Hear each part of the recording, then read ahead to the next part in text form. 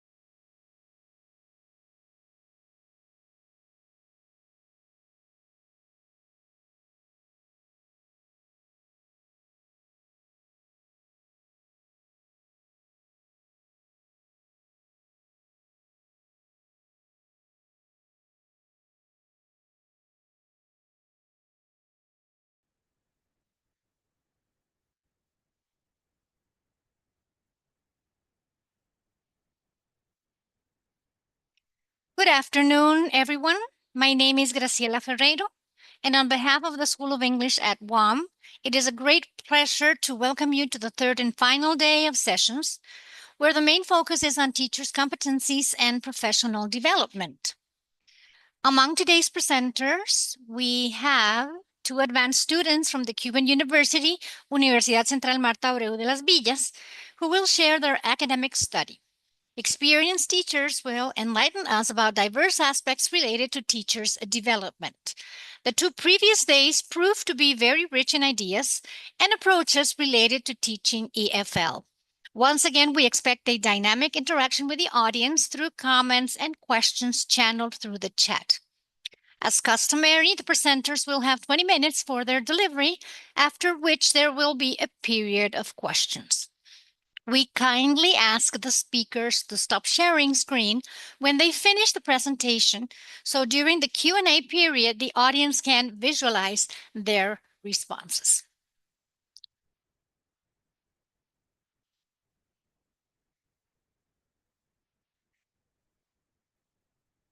So let me introduce Jaila Reyes Lopez, who worked along Solange Chavez Cuellar. I think that only Jaila is present today, and they both collaborated to present their paper Orbis, a potential competency-based framework for English language studies at UCLV under the supervision of Master Diana Leis Maza Amores, Associate Professor at the University English Language Department. Jaila and Solange are third-year students in their program, and we welcome them warmly. So, anytime you're ready, Jaila?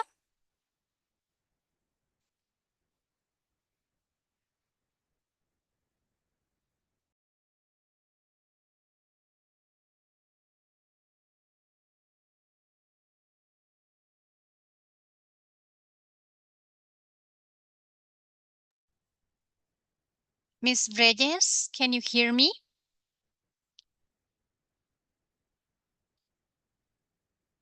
I believe we lost connection. Yes, let's give it a minute to see if she can get reconnected. These things happen because she's in Cuba, where there is some inconsistency in their internet service. So we understand that this is something that we cannot have control over. We're going to give her a couple of minutes. If the connection can't be reached, we have a video that we shall project as a contingency plan.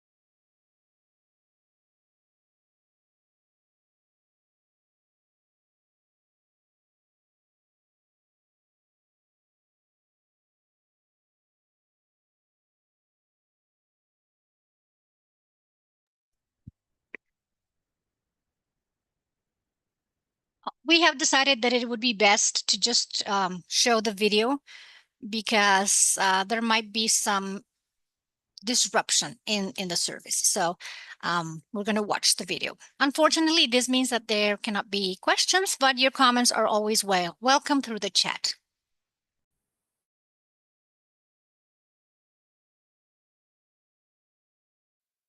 Good morning to everyone. My name is Jaila Reyes Lopez, and I'm one of the authors of this research paper. The title of our research is Orbis as a competency-based framework for English language studies at UCLV. This proposal originates from the strong motivation and profound impact that the Orbis event has within the field of English language studies.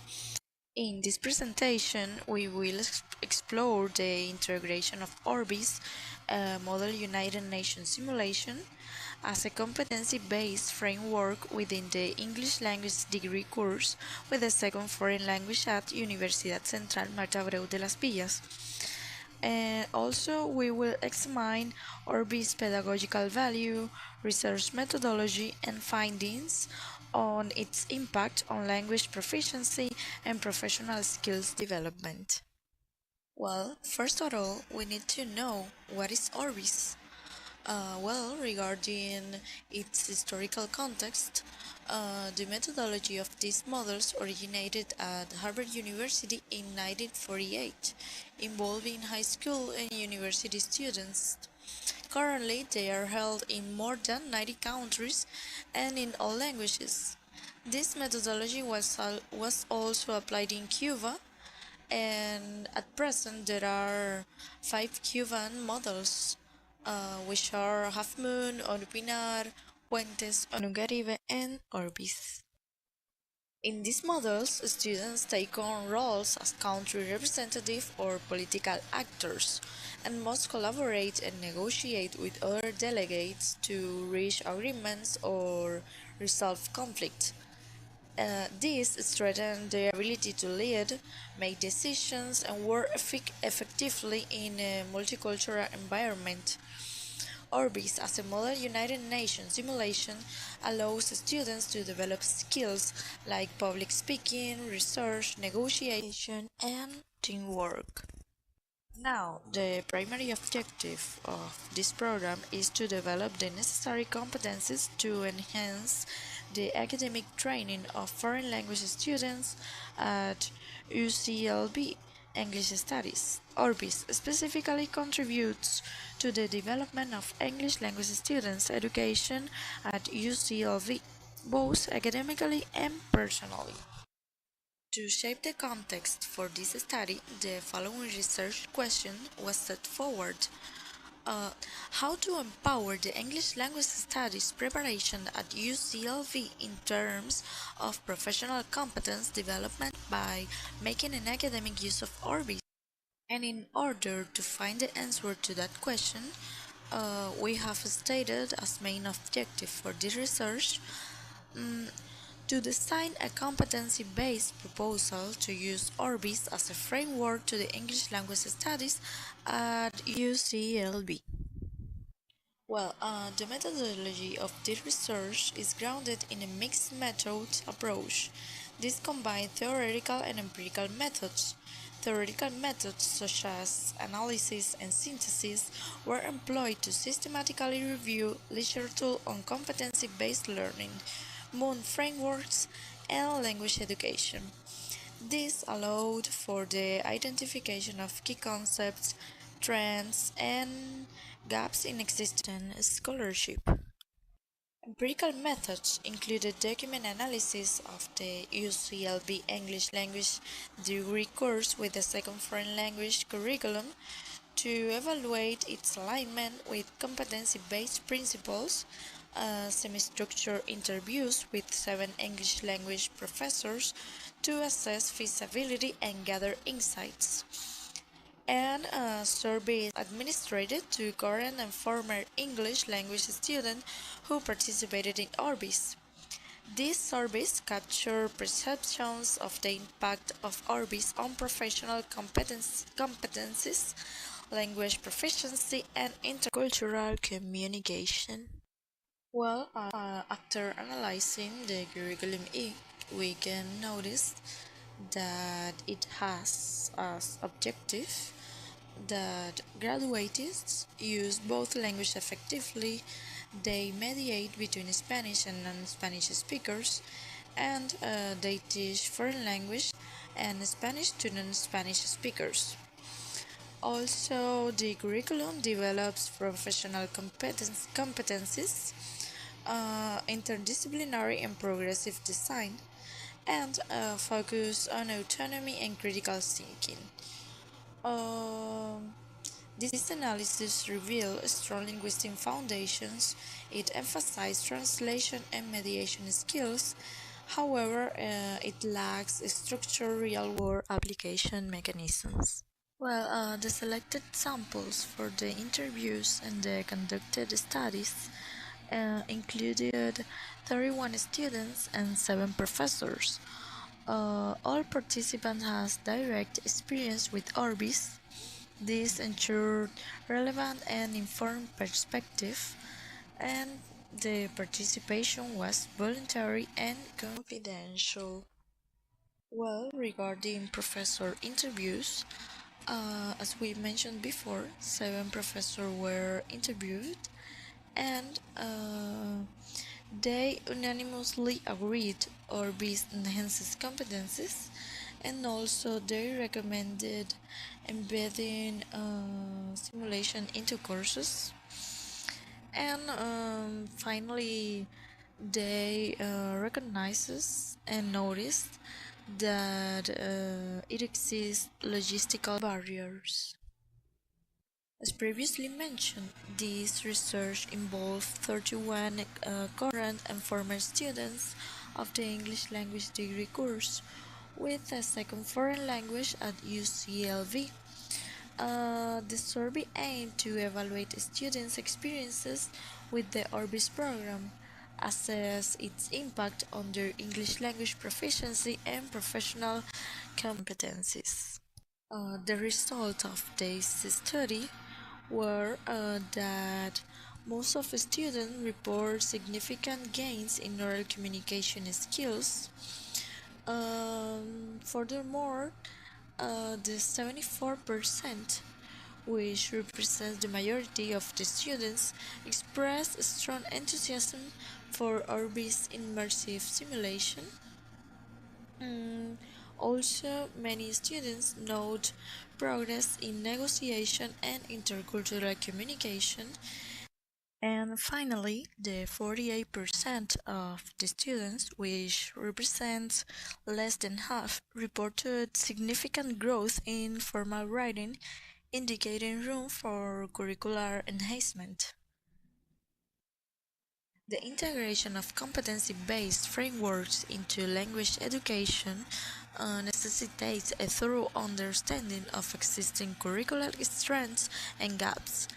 The findings of the needs analysis not only highlight the program's theoretical rigor but also reveal critical opportunities for pedagogical innovation through the Orbis Model United Nations. Based on the findings of these studies and analysis, we have formulated a proposal which is Orbis will account as a professional education laboratory where English language students develop skills such as public address and management, and allow where curricular courses come alive and help to sort out professional issues. Examples include studying the language and features of oratory and official diplomatic discourse, helping students apply theory to real-world professional contexts. Well, to summarize, Orbis integrates competency-based language teaching, focusing on measurable outcomes through active behavior like speech, drafting, resolution, and negotiation. Also, simulation in English developed advanced linguistic precision and transferable skills such as public speaking and intercultural negotiation in realistic global scenarios. And finally, Orbis transforms students from passive learners into proactive agents of change, redefining English language teaching at UCLV through experiential learning. Well, in this study, we seek to present a proposal to the English language degree program on how to maximize the impact of the Orbis event on students, thereby strengthening their professional readiness. And finally, I would like to share a few recommendations, such as integrate Orbis into curriculum, offer preparatory workshops, balance oral and written skills, and expand access and outreach. And these are some pictures of English language students participating in the latest edition of the Orbis event.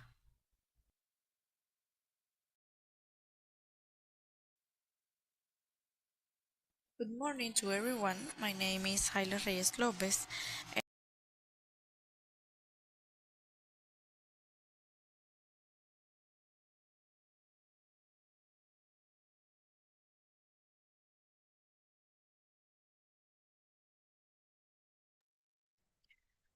It is very unfortunate that we couldn't have the opportunity to ask some questions because definitely this is a new topic, something that would have been very interesting to go deeper into. But we have to rely on technology, and this sometimes fails. Now, we are going to introduce one of our very own, Miriam Cordero Retana. She's a Costa Rican professional licensed in English language teaching with diverse expertise spanning graphic design, secretarial studies, sign language, and natural sciences. She brings extensive teaching experience across various educational contexts. In 2022, Ms. Cordero joined the Universidad Americana as an English language instructor. Currently, she is an integral member of the research department here at UAM, having participated in the first symposium and in LATAM 2023 scientific dissemination event with a presentation that was also published in Revista Latinoamericana de Ciencias Sociales y Humanidades. At present, Ms. Cordero is pursuing her master's degree in research methods in education at Universidad Internacional de La Rioja, continuing her commitment to academic and professional development in the field of education. I give her the floor to explain her latest investigation about a very relevant topic, educational support in higher education, exploring the need for training in EFL teachers. Miriam? Thank you very much. Give me just a second to share my screen.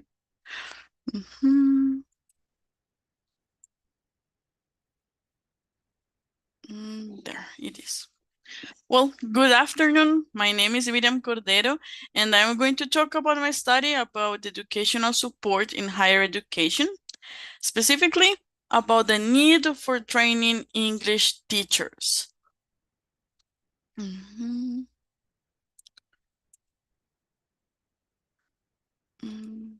There. Well, as the Costa Rican law explains, everyone must have equal access to education, which includes educational support when needed. In fact, this is a very common topic in primary and secondary education, where it is common to find many students who benefit from support. However, that is not the case in university. So why is there a decrease in students receiving educational support? Well, while reading, it became evident that the role of the teacher was very important in most cases, and that is why I decided to study a little bit to gather some reasons behind. So my general objective was to evaluate the need to provide training in invisible disabilities and neurodivergencies to higher education English teachers.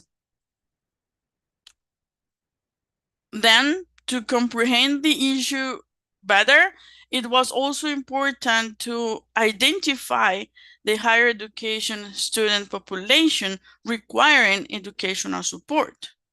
Also, to determine whether the student population requiring educational support communicates these needs properly. Then, to analyze why students communicate or not these needs. And finally, to assess whether English teachers are prepared to provide the necessary educational support. To continue, I want to briefly explain my theoretical framework. The first important fact is about the models of disability and how they affect access. Well, even though there are a lot of these models, let's concentrate on three of the most famous ones. First, the moral model. This one considers disabilities as punishments. Second, the medical model, which considers that a person is disabled and must be fixed individually. Third, the social model, which considers that the main issue is that the environment and the people are not inclusive enough. And that is what really affects people with disabilities. Then, if we consider this model, the person doesn't have to be fixed. The environment must be fixed, and all the people around must be inclusive.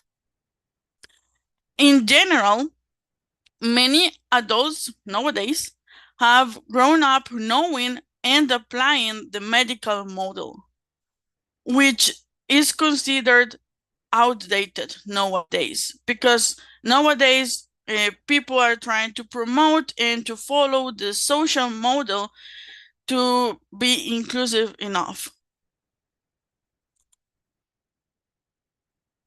Now, how common are disabilities in society? Well, around 15 of the population lives with, around 15% of the population lives with a disability. But this percentage depends a lot on how disabilities are defined. So, for example, the World Health Organization mentioned that 13% of people live with mental and or psychosocial disabilities, such as anxiety, depression, autism, and ADHD. This report provides several examples of how the lack of timely diagnosis in adults hinders their access to support in many different fields. In Costa Rica, the institution in charge of conducting census carried out a comprehensive survey to collect more realistic data on adults with disabilities in the country. So they didn't try just to ask, hey, do you have a disability? Yes, no? No. They created a huge survey, to be honest, in which they included daily activities and how difficult they were for people to be able to establish who were considered with a disability and who were not. So thanks to these efforts, it has been reported that at least 17% of Costa Rican adults have at least one disability. Besides, it is also estimated that approximately 57% of adults without disabilities experience difficulties performing daily activities. Therefore, well, it is possible that a significant portion of university students might require educational support. Let's continue with the methodology. This research is mixed, exploratory, descriptive, and it was structured as a case study in a private university. Well, I used Google Forms to conduct 3 surveys with both open-ended and closed-ended questions, including, for example, some Likert scale items. In specific, the first survey included 139 students. All of them were enrolled in a course taught by the English department. And well, in fact, most of them were studying to become English teachers, which I think makes the sample very valuable because those English teachers will also they are not going to be only students right now, but as well teachers in the future. And that means that whatever they are learning regarding disabilities and neurodivergencies is what they will probably also do with their lessons. So this survey identified 21 students with disabilities or neurodivergencies, and 20 of them participated in a second survey to explore whether they communicate their needs and why. Finally, the third survey had 14 professors as participants to determine whether the English teachers need training.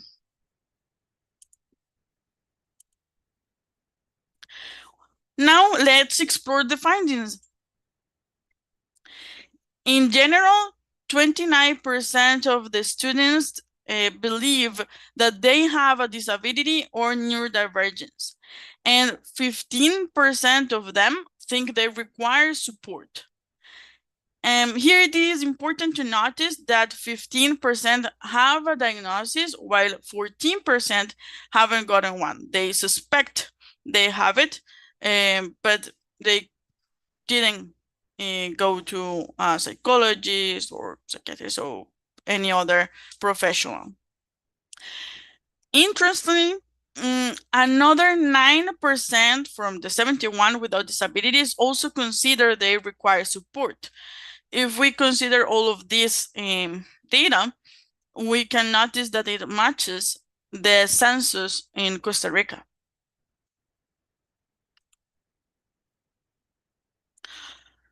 Well, some of the mentioned disabilities were ADHD, several visual problems, deafness, anxiety, and autism. The data also aligns with the World Health Organization's information regarding the difficulty in accessing help for people with disabilities. As you can notice here, most people without a diagnosis believe they have a mental or a psychosocial disability.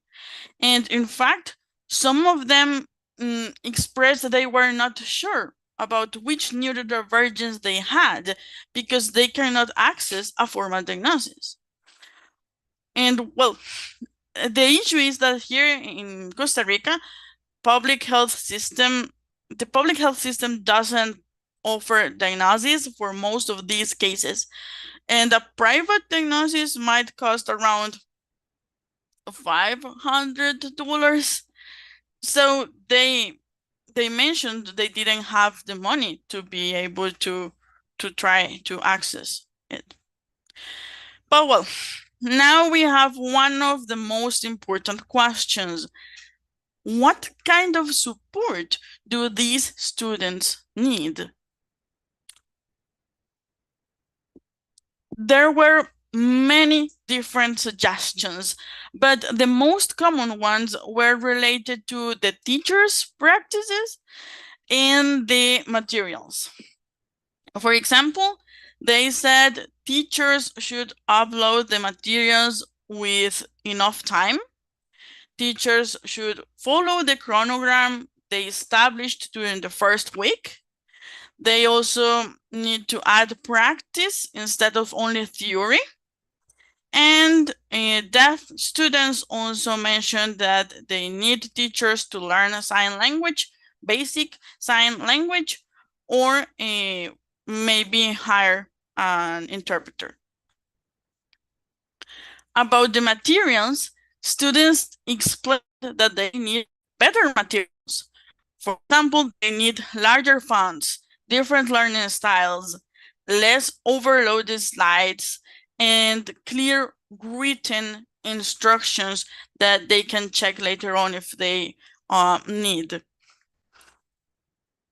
Overall, students believe that these could allow them to study and to participate equally, something they don't feel they can do right now. There were other suggestions regarding flexibility, but these were a little bit more specific. For example, there was one student who asked for extra time to go to the restroom because he explained that, well, he or she, they explained that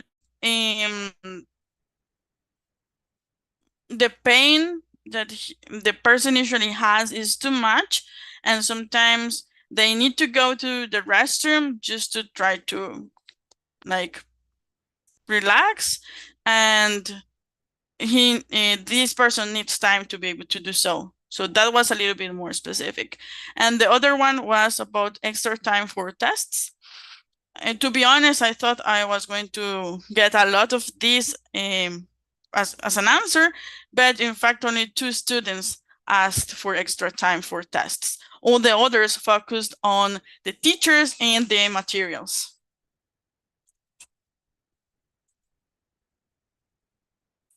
But well, do students communicate these needs? Not really. Only 3 students disclosed their needs while enrolling, and only 2 students do so at the beginning of each course. And in general, well, most of the time, teachers were not aware of these needs.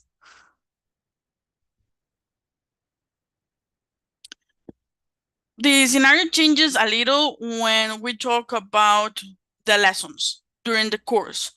When the students are facing difficulties, they are more willing to express their needs. However, there is still a significant number of students who prefer not to do so. But why? Most of them are worried about the teachers' attitudes. They mentioned that teachers look uncomfortable, annoyed, or skeptical. They don't believe them and they don't like to receive this information. There were also other reasons, like, for example, lack of diagnosis, lack of information, or lack of necessity. But as you can see here, in the graph, most of them mentioned the teacher's attitude.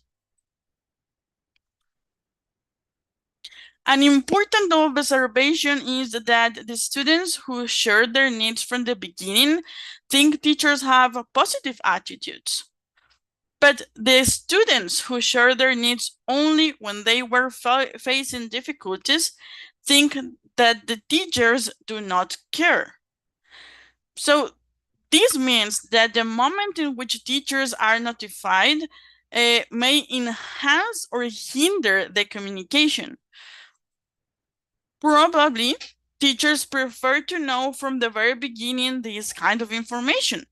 However, do teachers provide opportunities for students to do so, to communicate? Well, let's check some data from the 3rd survey about teachers. The first question is, in general, do teachers provide opportunities? Well, since the diagnosis assessments are great tools for identifying needs, the first questions were about their implementation. Surprisingly, 4 teachers do not conduct diagnosis assessments at all, and only 2 teachers include needs assessments that could help them identify disabilities or neurodivergences. Besides, only 3 teachers ask the students to inform them about these kind of needs. And, well, there are other teachers, 5 teachers in specific, that they ask them to do so, but only when they feel or when they think that one student is struggling. In general, most teachers rely on an official report from the university or observations made during the next lessons. Talking about the official report, how important is an official report from the university for these teachers? Well, 50% of teachers indicated that this is essential. They won't include any support without an official report from the university. Another 43% consider it is important, but they would proceed if they think it is really necessary. And, well, something interesting is that the reasons behind all these 93%, all the reasons were very, very similar. First, most teachers want the official report to make sure the student is telling the truth. So, well, students mentioned they felt that teachers were skeptical, and we can notice that it is true. Teachers are skeptical, but, well, the second reason why they need this official report is that, well, some teachers want the report to get instructions and recommendations to know how to help the students. Finally, the 7% is represented by one teacher who thinks that it is not that important to have this official report because for this person, it is only evidence for their supervisor.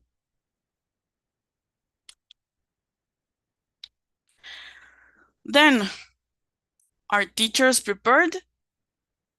Probably not. First, most teachers have not received updated training, or their training has been limited to just a couple of disabilities. Therefore, they lack information to help students with other disabilities. Second, well, even though many teachers could mention how to help students with ADHD, most cannot provide examples to illustrate how to support deaf students and autistic students. Third, many of the examples of support provided by teachers were also mentioned by the students, but these are not constantly implemented. For example, teachers also mentioned written instructions. They also mentioned learning styles, a clear agenda, practice. They mentioned very similar suggestions as the students. But at the same time, teachers agreed that they won't provide support without an official report.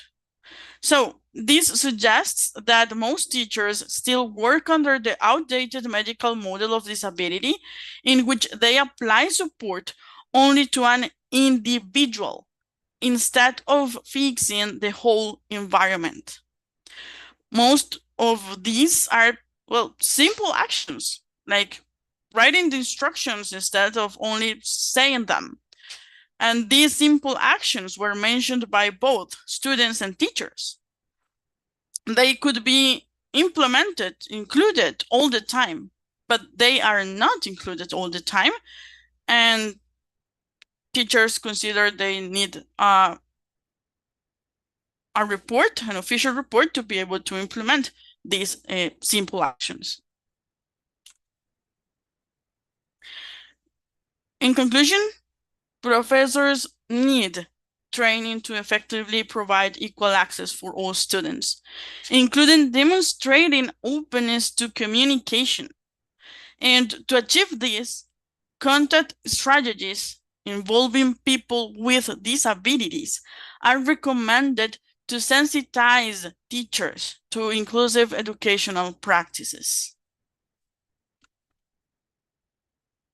Well, here you can see some of my references, just in case. Thank you very much for your attention. I'll stop sharing so that you can see my face. Yes, Miriam, I appreciate that. Thank you so much for this presentation. Let me tell you that the comments of the audience have been really positive, and they have said that this is very important, that we need to focus more on this, that they need more information. So I think that definitely this is a very important topic that we need to continue discussing, right? I have some questions that I would like to ask you, but there is a question from one of the participants, so I would like to give him the opportunity first. Martin Sanabria Mora says, or asks rather, which support do you think is the most feasible for these English teachers to provide, even though those learners might not have a diagnosis to demonstrate their specific needs? Well, from the data I gathered, it was easy to notice that most of them, what they need is a good environment. Simple actions, such as including written instructions, larger fonts, and those are practices that we can include every day. Most of them are easy to include every day if we plan correctly. I remember once I read that if you plan a lesson correctly with all the different styles, like at least the three main learning styles at least, and if you planned everything with a large font and everything from the very beginning, then that lesson is going to be inclusive most of the time. Probably in some cases you will need to change something. For example, if you have a blind student, then that's going to be different. Of course, you will need to adapt the materials for this specific student. But for most cases, you won't even need to know that you have a student with a disability or neurodivergence, because you will be covering most of those aspects just by planning the lesson, considering these input actions I mentioned. Okay, that makes a lot of sense. I was a little bit concerned about the high percentage of participants who did not have a diagnosis but considered that they have some sort of condition. And why does it worry me? Number one, because it's difficult to assess really if their perception is real or not. You know, perceptions tend to be tricky, right? So what could we do? What needs to be changed in order to have more reliable information of these people? Do they really have a condition, a disability, or a neurodivergence? What kind of needs they have? Do you think, just out of what you think, right? Should the universities have get more involved in the process at the beginning of enrollment in terms of giving the students who might have a situation or condition and are not don't have the access to a medical professional, or are a little bit scared of what the process might be, maybe guide them in the process and provide free medical advice? What do you think about that? I think that would be awesome, because in general, there were a lot of them who mentioned, I would like to go, but I don't have the money. It would be very interesting and helpful to know what's going on in my head, because I know I'm different. I know something is not working the way it's supposed to work, at least from other perspectives, but I don't have the opportunity to access to this diagnosis. So in fact, there are a lot of adults that struggle just because they don't have this access.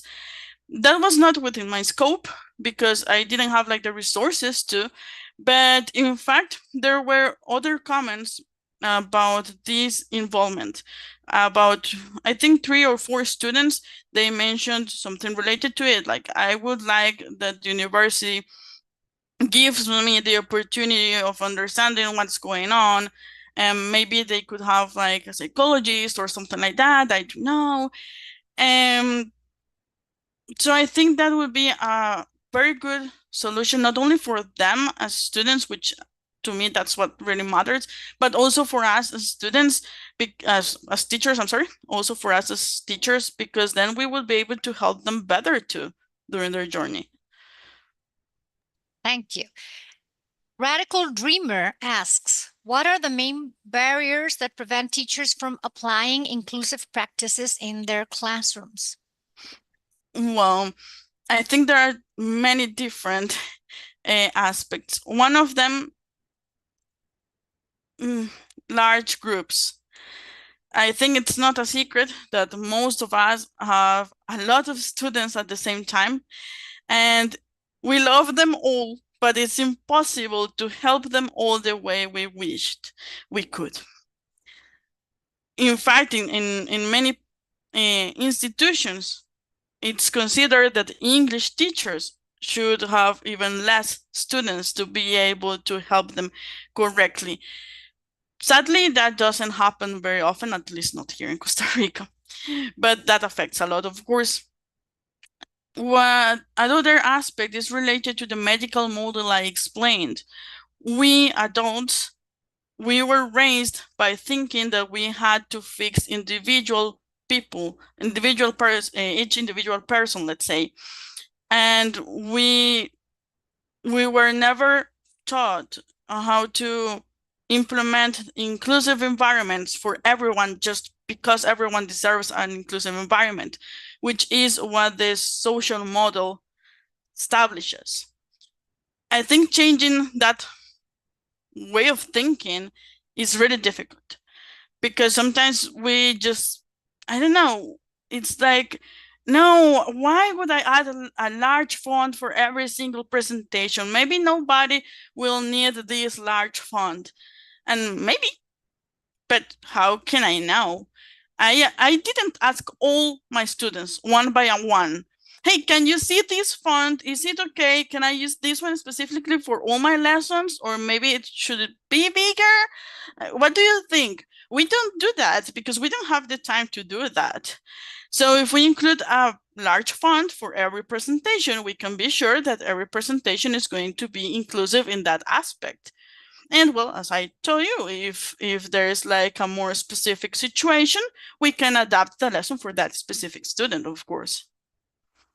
Okay, thank you. This is my question, not from the audience, but I'm concerned about the teacher's point of view. If there is no diagnostic, I might get in trouble if I apply a specific intervention because we're not experts. We don't have a title in psychology. Therefore, what can be done in order to balance that very delicate line between what I should and should not do? Well, first, we should implement those simple actions that don't harm anyone, because those, for example, including the 3 main learning styles, that's a suggestion, a support that some students asked for that would be wonderful for every single lesson, and we don't need to be psychologists to be able to do so. So in most of those cases, most of those suggestions, we don't need to be psychologists. Of course, there are other cases in which it is needed, but most of the time, those students have diagnosis because they are like, let's say, more challenging scenarios that were usually detected school or high school. For us as university teachers, it's more common to face, let's say, less challenging scenarios that we can handle with good materials and teaching practices. And the others, we will probably get the diagnosis. Okay, perfect. Another participant, Tiffany, in this case, asks a question that you can't answer, Medium, but I would like to know your input. It says, at some point, will UAM offer additional courses to strengthen our teaching methods and communicate more effectively with all students in an inclusive manner? Well, yeah, that's a question I cannot answer because I'm not in charge of doing so. I could say, however, that I try to implement those in my lessons. For example, the ones that have been with me in oral communication too, we always have like a video forum in which I explain a little bit to them about disabilities and neurodivergences. Because when the course has like a free topic, let's say, I usually take advantage of it to talk a little bit about invisible, well, also visible, but mostly invisible, because for our context, which is hybrid, that's like more useful, let's say. But from the university, I cannot know. I'm sorry. It's very difficult. We don't make those decisions, obviously. But I can tell you that the more we talk about it as a community, the more informed we are. And the more information we have, we are better equipped to face these challenges, right?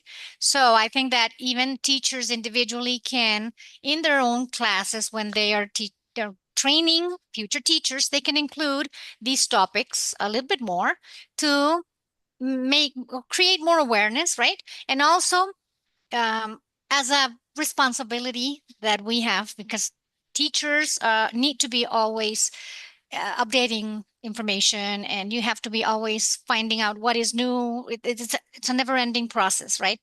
So as part of that responsibility, I think that also we should take some interest in this kind of topic and what to do in case we have to face these challenges in the class. So it's a shared responsibility, right? Society needs to change their point of view.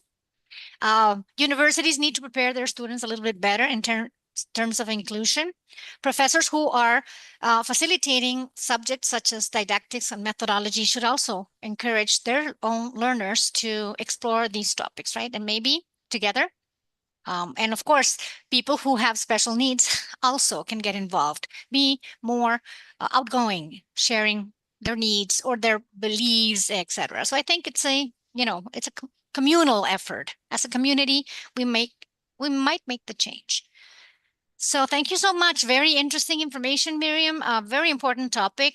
The audience is very happy, and they have made some comments, which are very positive as well. So I think you made an impact, which is always something important in these events. Thank you so much for your participation today.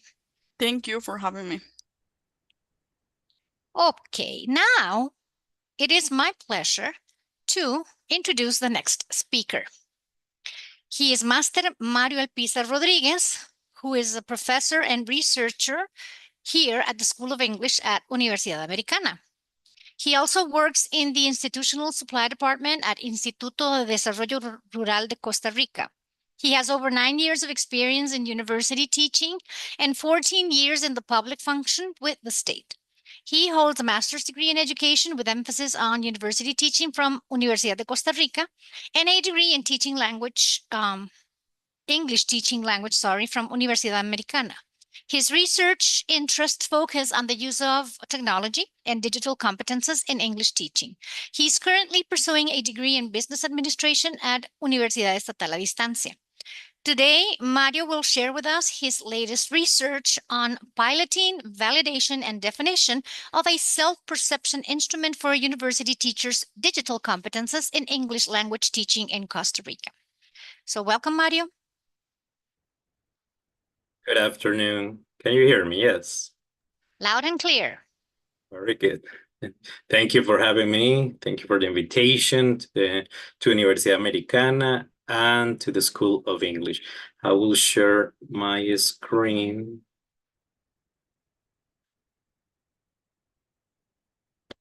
Let me know if you can see it.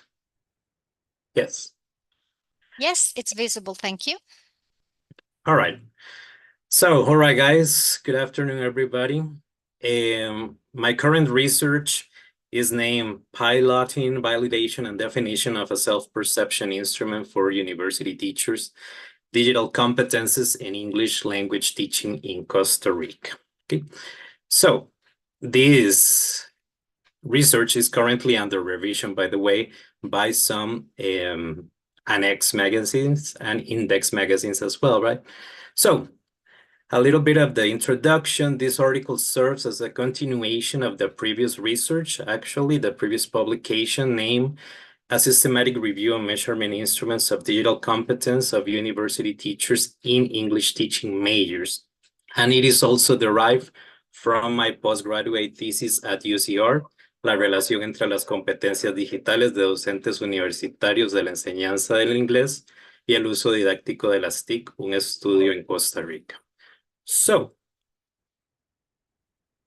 within the vast diversity of models, frameworks, and profiles on teachers' digital competences, referenced, analyzed, and interpreted both in the previous publication and in the theoretical framework of the postgraduate thesis document, a matrix of dimensions, subdimensions, and competences was established.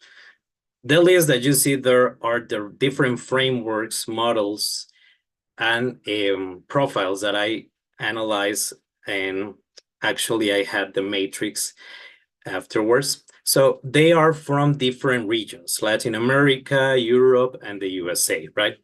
So based on that, and analyzing all of the common, requested, and needed competences for the profile of a teacher according to the 21st century, this matrix was defined.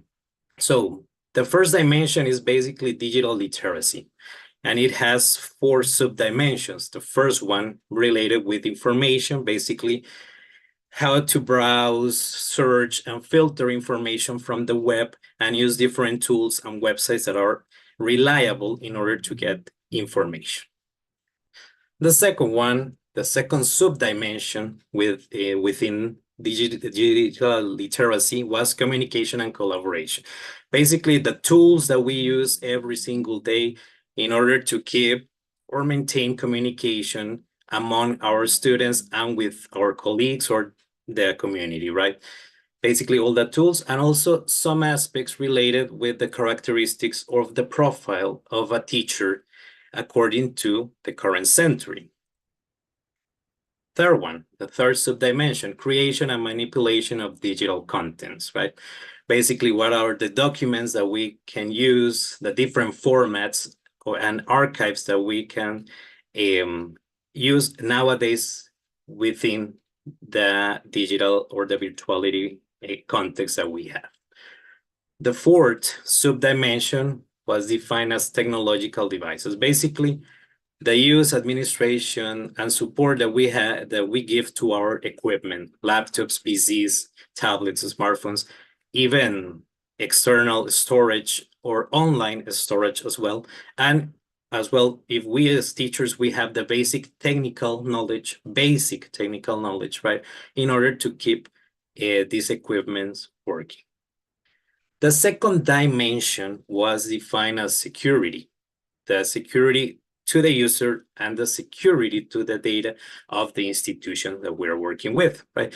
But for purposes of this research, this dimension was not considered, as some of its competences were deemed to be covered in the first dimension, digital literacy, and others fall under the responsibilities of institutional departments such as occupational health and information technologies, as well as aspects inherent to the technological infrastructure of each institution. Okay, so the third dimension was integration of ICT in teaching, basically the curricular scope, the didactical one, the pedagogical one, and organizational scope that we as teachers have to provide to our courses during the whole year, right? How to integrate the technologies in our classes in order to be productive, to have a production there, not only for us to give a score, but also for the students to be prepared to the current demands of this century, now that we're heading to a virtuality in everywhere. And the last dimension was named appropriation and teacher commitment, basically looking for options in order to be updated constantly in matters of technology, right? If there's something that really moves fast and it is in constant updating, is technology. So we as teachers and professionals, we should keep ourselves updated in the current tools that are coming out every single year, but as well, also we need the support from the institutions also. Okay, so this was the matrix defined. Now, having that into consideration, the research problem for this article was to address the process of pilot testing, validation, and definition of an appropriate instrument to measure the self-perception of digital competences in university teachers of English language teaching in Costa Rica. The general objective, basically to explain the process of piloting, validation, and definition of this instrument. The specific objectives were basically to understand the process of piloting, validation, and definition of an appropriate instrument to measure the self-perception of digital competences in university teachers of English language teaching, to analyze the results of the pilot test and make the necessary adjustments to the instrument to improve the validity and reliability, and also to define the final version of this instrument. And at the end, basically to document the design, the pilot test, and validation process of the instrument to establish guidelines for its future application and continuous improvement, right? So, based on all this, the methodological framework was defined from a quantitative approach with a positivist paradigm using a correlational research with a non-experimental design with a cross-sectional approach using and applying a questionnaire with a non-probabilistic sampling method, right? The instrument was applied to 125 English teachers from different levels of Costa Rican educational system. Why? Because in order to define the instrument for the university teachers, I had to make the pilot testing with teachers from other levels, right? Elementary, secondary, or even open education, always with in the field, related with the field of English teaching, right? Okay, based with that, it is important to understand that every single instrument that we use in research, it must has validity, reliability, and objectivity. So the reliability was demonstrated through a measure of internal consistency and coherence using the Cronbach's alpha coefficient. The validity is demonstrated through different types: content-related evidence, criterion-related evidence, and the construct-related evidence. For the first one, the 4 university professors specializing in English language teaching and educational technology were asked to provide their ideas and their validation about the instrument. The feedback was received regarding item wording, the inclusion of applications, and the reduction of the scale. I was using at the beginning a 5-point Likert scale, and I was suggested to reduce it to a 3-point Likert scale. Then the criterion-related evidence, following the example by Rojas and others in 2022, a preliminary pilot test was conducted using the items approved by the experts and applying this instrument to a sample of 125 English teachers from elementary, secondary, and open education levels. And the last one, the construct-related evidence, has three stages. The construct validity was considered, first of all, with the prior literature, basically the study of the art, the statistical association of concepts, and the correlation analysis of them, and the last one, and the empirical interpretation evidence in relation to the construct validity of a specific measurement. Final, the objectivity reinforced through the standardization of the instrument, ensuring uniform instructions, conditions for all of the participants, and an objective approach to analyzing and evaluating the results. Okay? So based on that, and after the application of the instrument, a confirmatory factor analysis was conducted. Basically, if the items on the questionnaire were associated according to each dimension, right? So in order to do this, the model to ensure the best possible representation, it is important to note that For the purpose of applying the analysis, acronyms were used for the stipulated dimensions to facilitate their entry into the corresponding software, that in this case was the R quantitative software. These acronyms were as follows: digital literacy, AD, teacher integration of ICT, ID, and teacher appropriation commitment, ACD. So I want you to check out this. It was a questionnaire of 30 items, and the items were categorized according to the different dimensions, right? I want you to check the loadings, right? The factor loadings that you have here on these graphics, okay? So, and we're going to analyze and explain you the analysis that I was making. So, according to that graphic that we just saw, and you can review afterwards, in the first dimension, AD, the items values range between 0.54 and 0.77. In dimension ID, the items value range between 0.48 and 0.70. And in the last dimension, ACD, most of the 8 items had values between 0.50 and 0.75. But what happens? With the item 22, related to the use of spreadsheets, had a factor loading of 0.39. Item 27, related to the use of different local storage devices, had a factor loading of 0.44. So the two items were below the range of the whole dimension. So both items showed lower factor loadings compared to the rest, which preliminarily indicated that these items did not align well with their assigned dimension. So, based on the graphic and the key confirmatory factor analysis measures, the following tests of interest were conducted. First of all, an adjustment was made to determine whether the proposed model fits better than a null model, that is a model without variables. And the p-value was 0.0, indicating that the model fits significantly better than the null one. The other adjustment was made to determine whether the proposed model fits better than a baseline model, basically a theoretical model with covariates. And a p-value of 0.0 was also obtained, indicating that the model fits significantly better than the baseline model.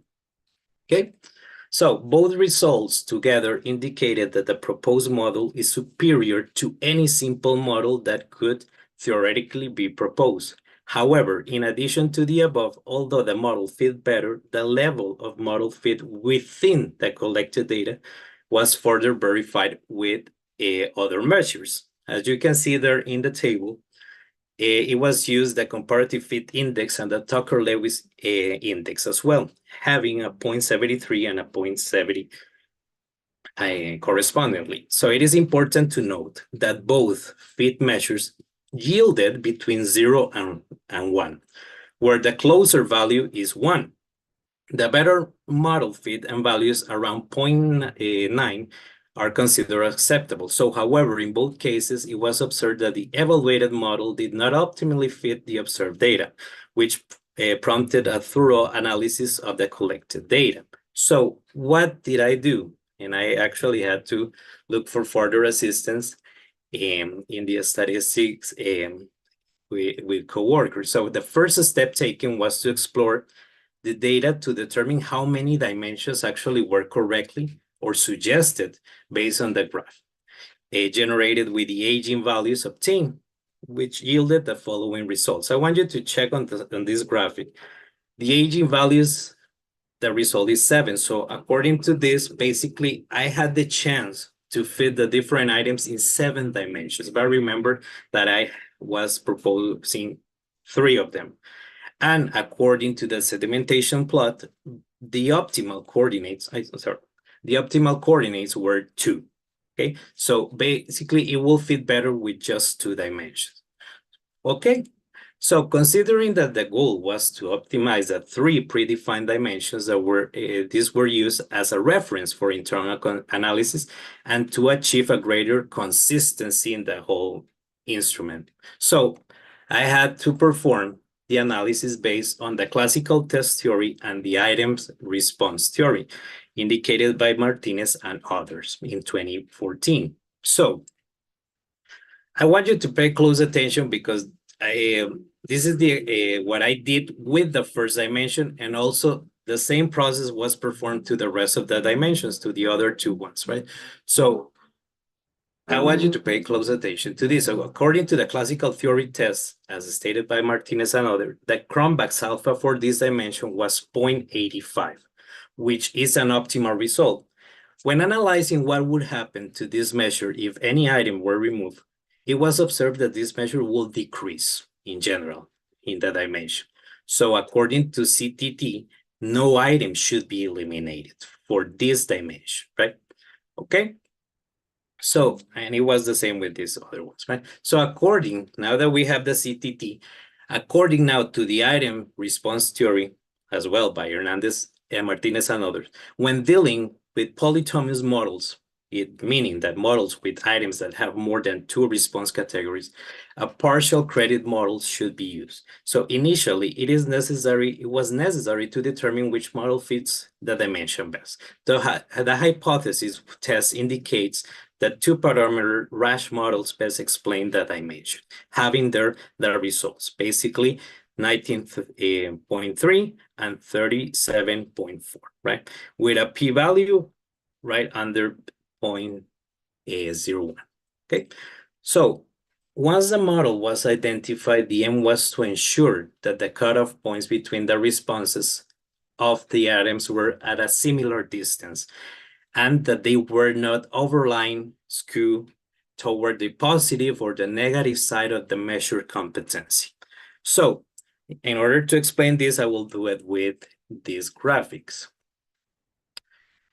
If we take the analysis of these items, item 2, 6, 7, 8, and 9, and 10, you see the patterns of the items, how was the behavior of them, right? If you see, only the 6 and 7 are very similar. The rest of them have different behaviors. So I'm going to explain this. And I'm going to be moving forward and backwards. Okay, so with the item 2, the central response category did not contribute significantly in the items. So in order to understand this, let's analyze here item 2. You see, here the 2, it is very low, right? So it is not giving any particular result in that case, right? So the responses of items 6 and 7 discriminated well and very sharply. If we take a look again to items 6 and 7, I told you they were very similar, right? But yes, the curve is higher, right? So it means that, yeah, they are measuring what they should be. And they are close to the 0, right? That is one of the elements that we need to consider as well. Then the responses in item 8 discriminated well. However, in the 2 lowest responses, it discriminated more toward the negative side of the skill. So I want you to pay a close attention to item 8. What happens? You see the 0 here, and it is going to the left, right? So basically moving to the negative side of the item. So it has to be changed. And people with neutral or positive levels of the skill were identified by the highest category, while lower levels were noted by response categories 1 and 2. So based on the example provided with this first dimension, you can clearly understand how the remaining 2 dimensions were subjected to the same statistical procedures, particularly in terms of internal consistency, thereby guaranteeing the methodological rigor and reliability of the Likert scale questionnaire as a whole. Okay, so what were the conclusions for this? So in order to achieve more appropriate and accurate item functioning and behavior, and considering that the curves must have similar sizes and behaviors, and that the lowest category should always be on the left side and the highest on the right, the scale was reduced from 5 to 3 points scale to fit better. This decision was justified by the previous analysis, right, where the responses categories with items 2, 3, and 4 in most items did not contribute at all, making it unreasonable to include them, so they were not necessary. So for items that were weak, in what they should be measuring, their wording was modified in order to strengthen them in a better way. Okay.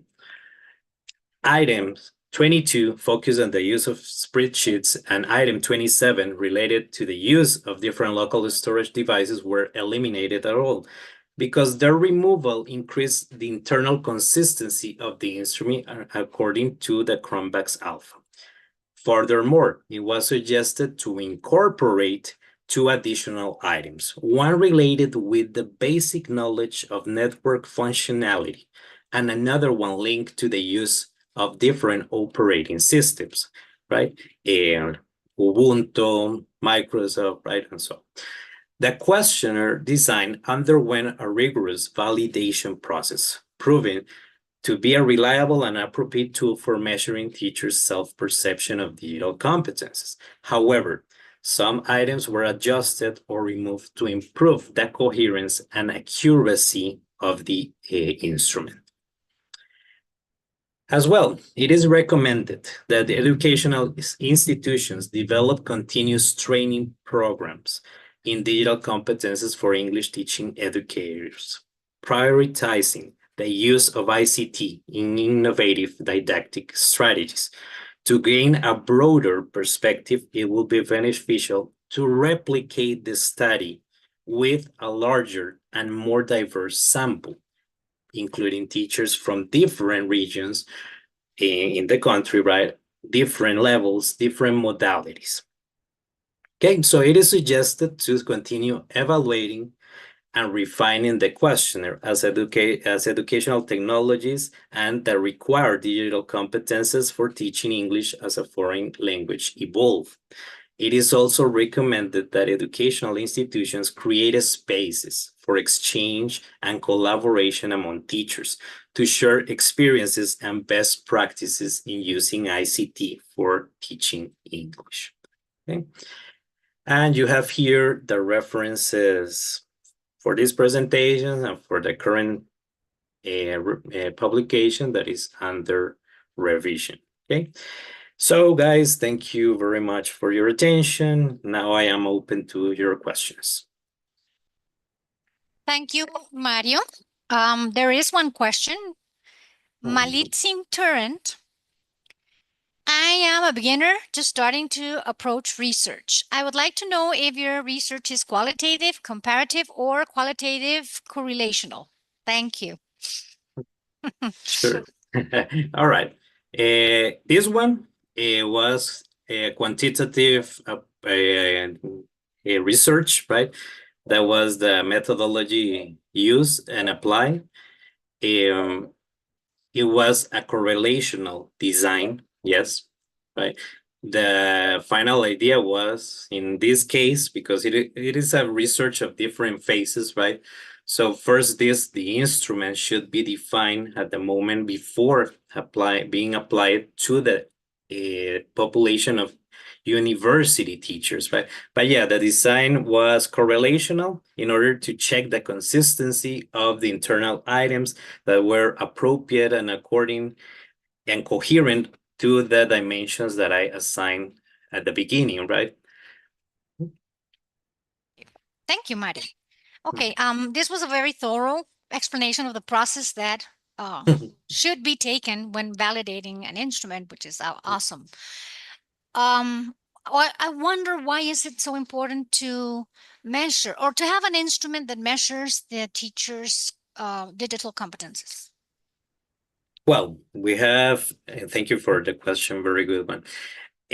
First of all, right now, guys, we're heading to a complete virtuality, right? You have seen that in most universities, and they are switching now to the virtuality. Let's face it, for the students and for us as teachers, save us some money, save us some time, stress from transportation, right, and so on. So we're moving to that. But when the pandemic hit in the 2020, were we ready for that abrupt transition to the virtuality? Of course not, right? Have we, after that experience, have we trained ourselves, look for seminars, webinars, or any kind of training process for ourselves. And as well, the institutions, have they trained or provide their teachers with the enough training or tools in order to give their lessons, to have productive elements at class, right? So I think it is a constant training that we need. We are in the 21st century, right? We're moving to that. Yes, ICT are useful, but are we really getting the whole potentials that they should? Are we ready? Are we prepared? Are we trained? Right? Every single year we have new apps, new tools coming out. We need to be in constant training. I remember some years ago, Kahoot was trendy. Now we have other ones because Kahoot started the premium charge, right? So we're moving, right?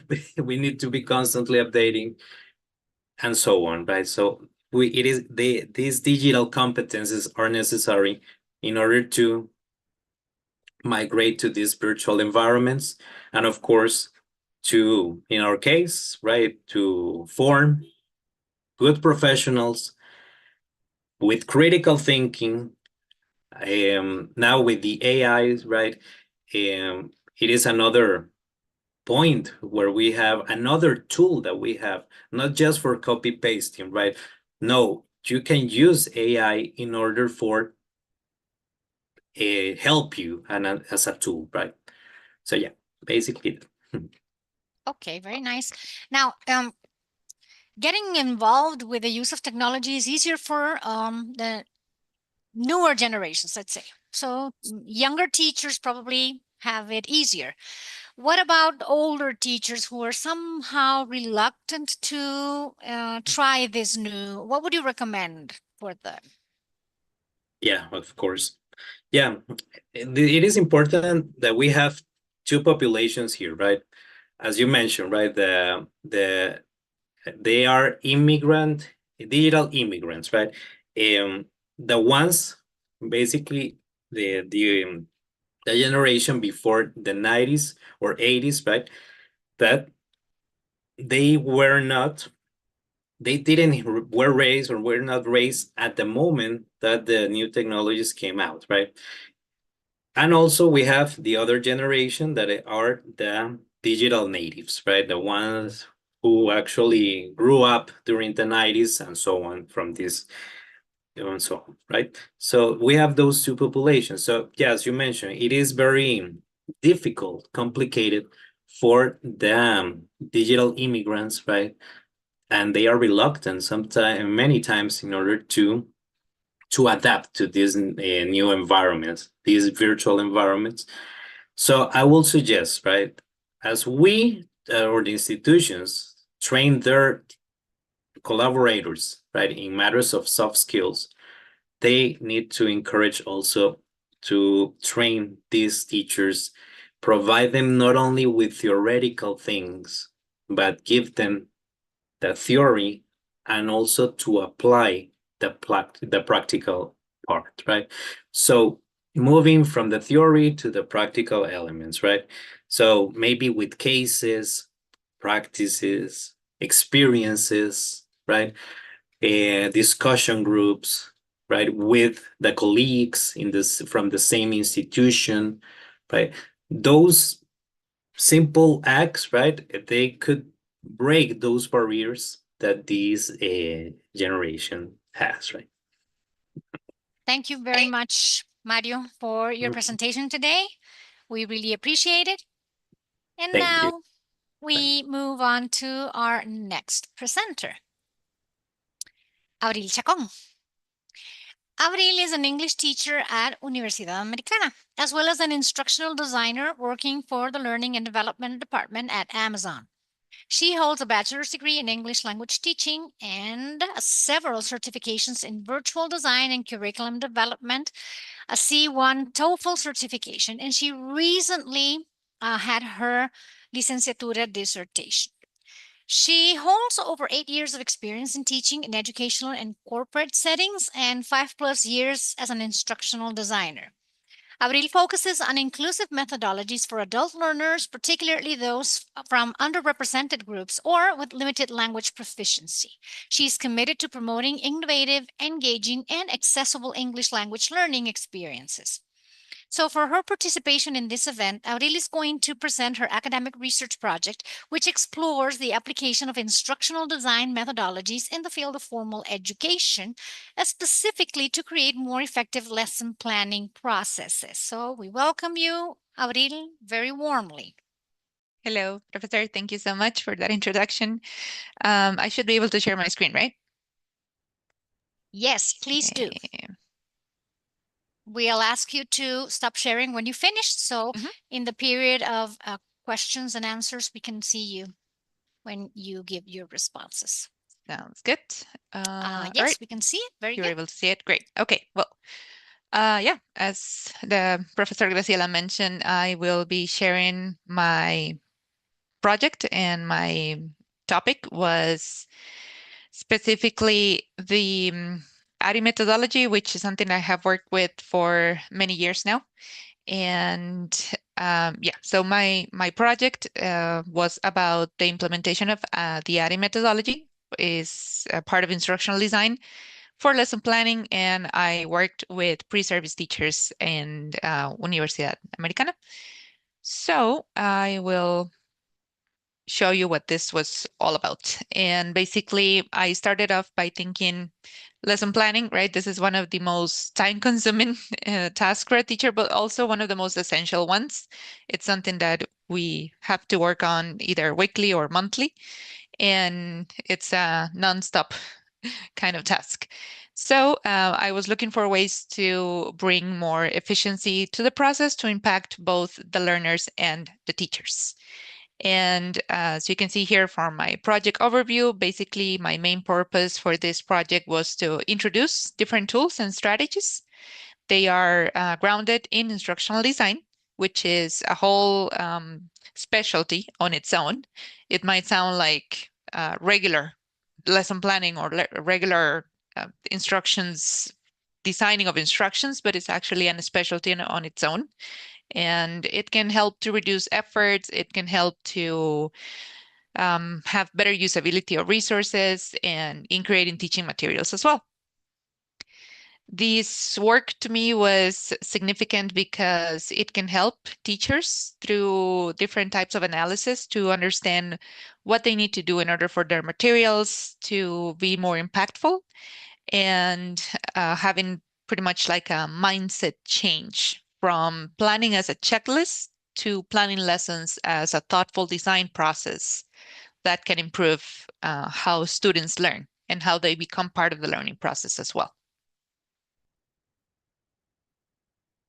Okay. My problem statement, and this was not really a shock to me, and it required a lot of time in doing research, and is the fact that despite there is a lot of digital and remote learning nowadays, as I believe you were discussing just now, there is not a lot of information about these areas, specifically in Costa Rica. So the fact that this gap is out there, and the fact that instructional design is known globally, but maybe not so much in our country, is what inspired me to work on this for my thesis project. As far as my research questions, they were based on covering the participants' prior knowledge, understanding the relevance and the applicability of the ADDIE methodology, and some questions around the perceptions and the intentions of using the ADDIE methodology after the workshop experience, which I'll explain as I go through the frameworks. My general objective was to pretty much evaluate the impact of the ADDIE workshop with the participants, both in terms of their knowledge at the end of it, and also the potential adoption of the methodology once they start working in their future jobs as teachers. And this was accompanied by specific objectives around things like assessing the baseline knowledge, delivering the mentioned workshop, and as well being able to measure the performance after the teachers participated in the workshop. All right, so now I will start going through the details of the theoretical framework. So I visited several theories relevant to instructional design. Some of them will be mentioned in the slides, and starting off by the Dickon-Carré model, which is a structure and sequential model that breaks down instruction into different components, and each component connects to a goal. And so the learners are able to get a systematic introduction to the topics. And also the successive approximation model, which is also known as SAM. This is very close to ADDIE, which I ended up working with, but it's a little bit more flexible and works through prototyping, which also makes it more fit for the corporate areas, maybe not so much for formal education, even though it has demonstrated that feedback loops and testing can improve instruction over time. But yeah, in this case, I decided to consult it, but went with ADDIE in the end. Another one that I consulted is ROPES, which stands for Review, Overview, Presentation, Exercise, and Summary. It's another methodology related to instructional design. And this one can be more classroom friendly because it works with scaffolding learning and activating prior knowledge. And then we have Kathy Moore with the action mapping approach. This tends to be a little bit more familiar to people who work in education. This one is about the focus that students, it changes pretty much the focus on what students need to know and turns it into what they need in order to perform that task.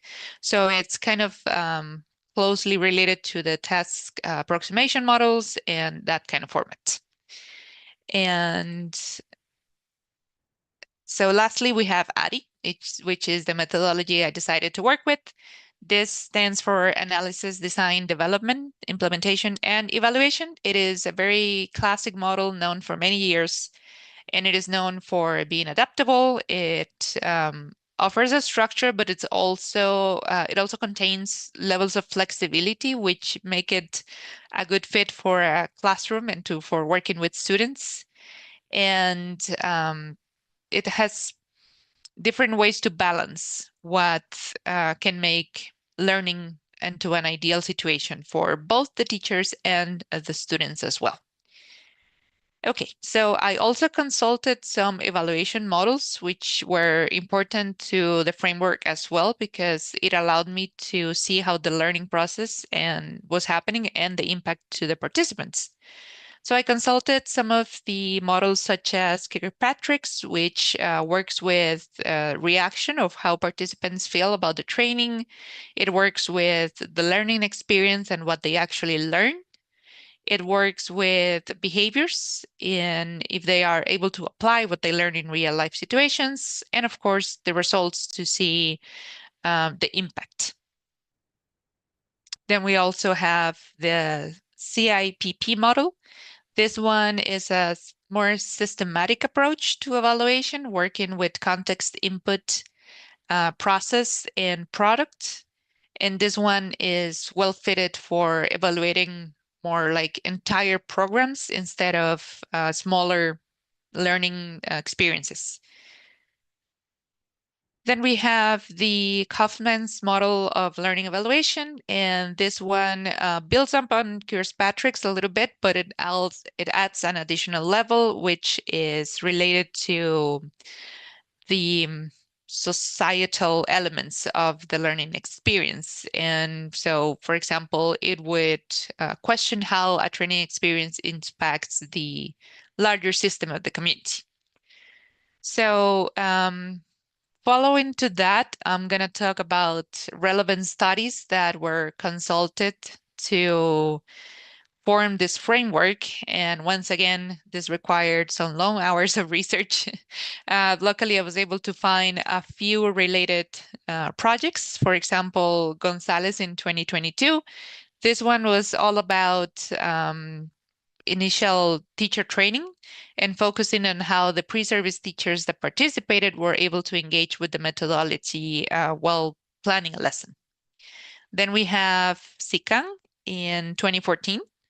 And in this specific project, the people working on it applied the ADDIE methodology specifically to redesign an English course.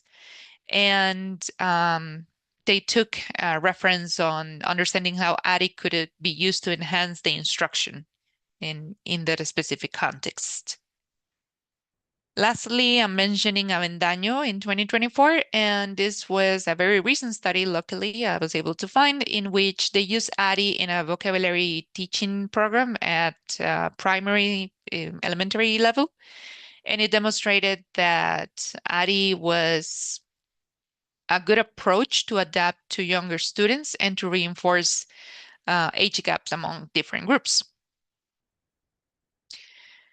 Okay, so that takes us to the methodological framework, and I'm going to start by discussing the methods and sampling, which in this case were a mixed approach, and I use surveys and performance of assignments and class anecdotes and reflections and notes, which allowed me to evaluate the knowledge that they gained, the application, and the perceptions on the program.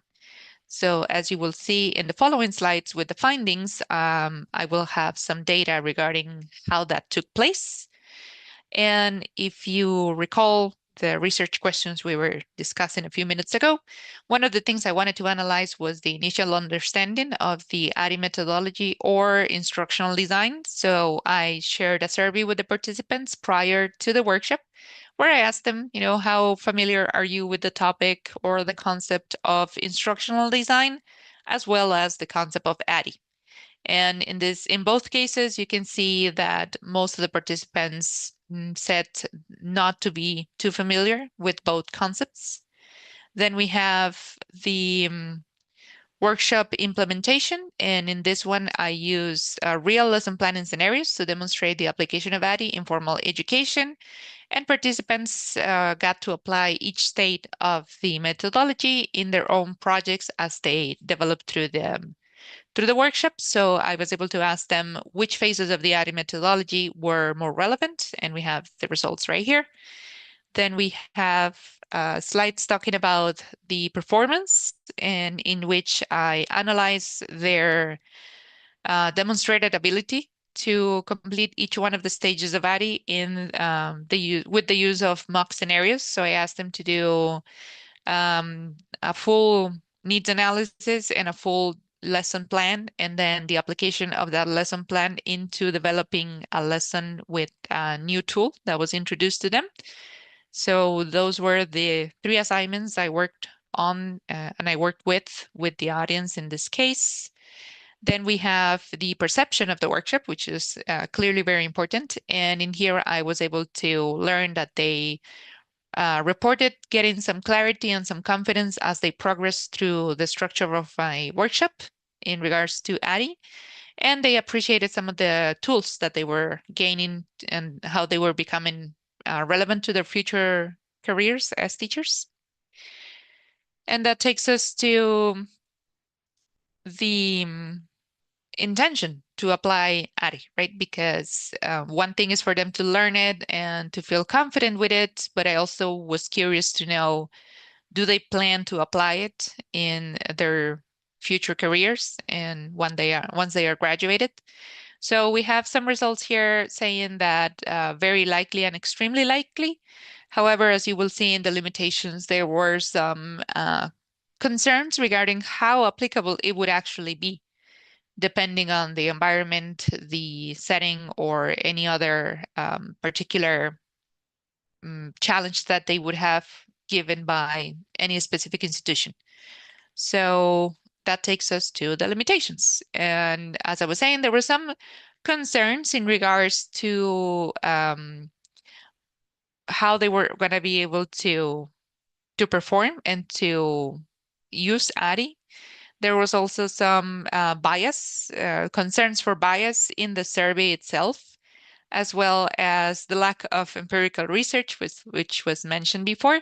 And one very interesting thing that I noticed is the lack of me being able to follow through with how they were performing or contacting them as they go on to their professional development to see if they are actually applying ADDIE or not. Because, of course, we were working in a specific context that did not allow me to follow through with that longitudinal type of work. So that was one of the limitations of the project as well. And well, the conclusions I was able to gain from all of the research and the inputs and the data analyzed through the project is that the participants were able to develop some new abilities, and that the workshop really helped the pre-service teachers feel more confident and capable and informed in regards to the methodology. And also it was it brought some intentionality to their planning processes as well. Yeah, so lastly, I have the recommendations based on what I learned through this experience is to be able to build up on the workshop and to build up on analyzing the long-term impact of the ADDIE methodology, as well as tracking and exploring alternative data collections, and also promoting some sort of more flexible microlearning options in order to gain more engagement from the participants as well. Yeah, so that's all for my presentations. Thank you so much for your attention, and I'm open to any questions you might have in regards to this. So I will go ahead and stop sharing. Thank you, Abril. Thank you so much for your presentation. Okay. So this tool that you have presented to us obviously has many advantages, but as I understand, it takes a lot of time at the beginning to start using it, right? And somehow I have the feeling that maybe not just because of that, but because they are afraid. The concept of design is mysterious, right? What is that? Do I know how to do it, right? So what would be like the fears that people who don't know much about design or haven't, done anything with design might have at the beginning that can stop them from even trying to use ADDIE, for example? Yeah, ADDIE or pretty much other methodologies related to instructional design. And I can speak from experience because I was trained on all of these methodologies and specialties through my day job, as you mentioned it. And Amazon was the one to provide that type of learning for me. And yeah, at the beginning, I was also very concerned in regards to how am I going to be able to apply this to my work? Because I felt like there is 100 different steps that I need to complete prior to actually doing the work. But as I started working with the methodology, I realized that it's a structure to follow and it is a plan to outline the moves I'm going to make to complete the project that I'm working on. And that is actually saving me time in the end. So it might not be clear at the very beginning when you start working with it, but then when I started to analyze the migrating of all of that knowledge into lesson planning and bringing it into the formal education processes, I realized pretty much the same thing happens. I get to do a needs analysis, and yes, that might take a long time. But in the end, it's going to pay off because it's going to save me time in other areas, or it's also actually going to give me a lot of insightful data and information that is going to make my lesson more effective and is going to allow me to connect and work with my students in a better way. So even though, yeah, it can be complicated and it can take time, it really pays off once you start working with the students. We have a question from the audience. Martin Sanabria says, based on your on research and experience, do you foresee an expansion of instructional design in Costa Rica? And there's a second part to the question, but let's answer this one first. Okay. Well, I can only say I'm hopeful. It is definitely a an area that companies are looking for. So I can say, yes, corporate world is looking for instructional designers. If that were to apply to formal education, and if we were to continue bringing and exploring how instructional design can be helpful into formal education, I definitely think it would be a valuable instruction to have in teacher training. So short answer is I am hopeful, and corporate world is definitely looking for more instructional designers locally. So. Okay, nice. Then the second part of the question Mm. is how can we become experts in this field? Which certifications are the most relevant ones? Okay, so there are many certifications, and actually my full thesis mentions some of them in Europe, in North America, and other places. I would say the most accessible ones, because they're virtual, are the ones provided by ATD, which is Association for Talent and Development, just to name one. But there is also a lot of resources and material online. There are also materials on LinkedIn. And I don't believe I found any locally. So yeah, I think to be safe with my response, I would say research online for the options that are available through virtual universities, virtual courses. Like I said, I have two certifications by ATD, so I do know that they provide virtual training. And there is a big need for this. Going back to the first question, a lot of teachers and a lot of professionals in the educational fields are migrating, at least in United States, which is the country that I work with the most, for those people migrating into the roles of instructional design. So there is information that can be found. There are institutions that work on this specifically as a specialty out there. So yeah, I would just recommend a research, and they can also reach out to me if they want more specific responses for that and recommendations. I'm happy to help. Perfect. We have Danny well, we only have Danny, the first name, but he says he's in the course communications one. What challenges have you encountered firsthand when you apply these methods? Okay. Hi, Nanny. Thanks for joining. Yes. So the challenges, and as you could see in the presentation, some of the limitations mentioned as well, is ADI takes time. So I'm not going to lie and say this is a magical solution to lesson planning. ADI takes time, specifically the needs analysis section, and we don't always have the access to work with the needs analysis in the way that we would really like to have it. Sometimes we don't get to meet the students or the groups that we're going to work with until the very first day of classes. So needs analysis might be a challenge. However, there are things that we can do to go around that in order to gain more perspective and to gain more information from the audiences that we have. For example, sociological context and a background, any files with history, even grades, right? So I could even apply a leveling test, and there are other things I can do throughout the first couple of lessons that will allow me to complete that needs analysis. But yes, it's definitely going to take time. So I would say that's one of the most challenging things. Design and development areas are very enjoyable for me. They're some of the ones I enjoy the most. And once again, if you spend time doing the design and the development for that, it's going to pay off later on when you're trying to do the assignments and evaluations, because pretty much you have everything nice and set up for that to happen. It also allows for usability. It also allows for adaptation depending on accessibility issues or different levels of proficiency within your classroom. So there's a whole bunch of things that we can talk about in regards to design and development.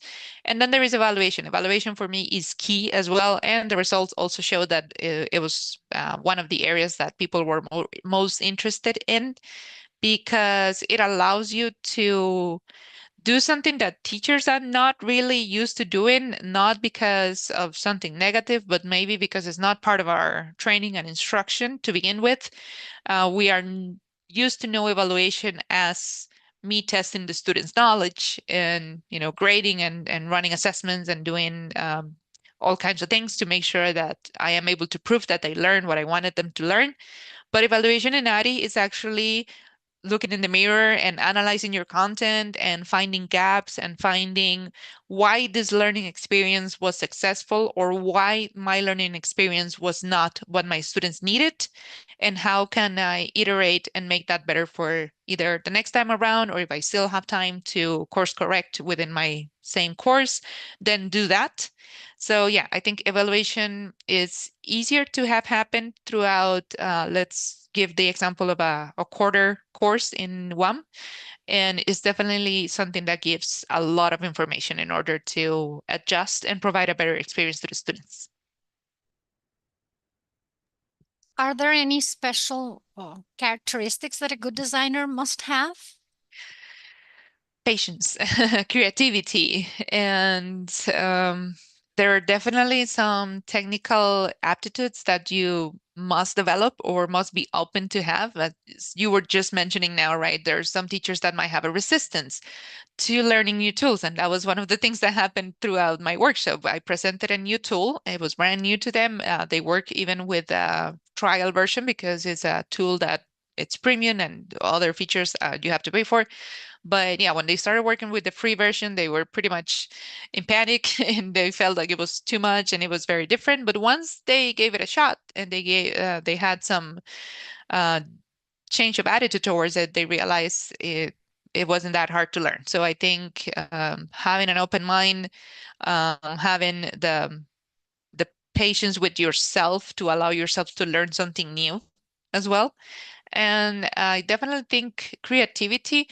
I would say design and development might not be for everybody, depending on your personality or, how much time you like to spend doing something colorful and fun and engaging for your students.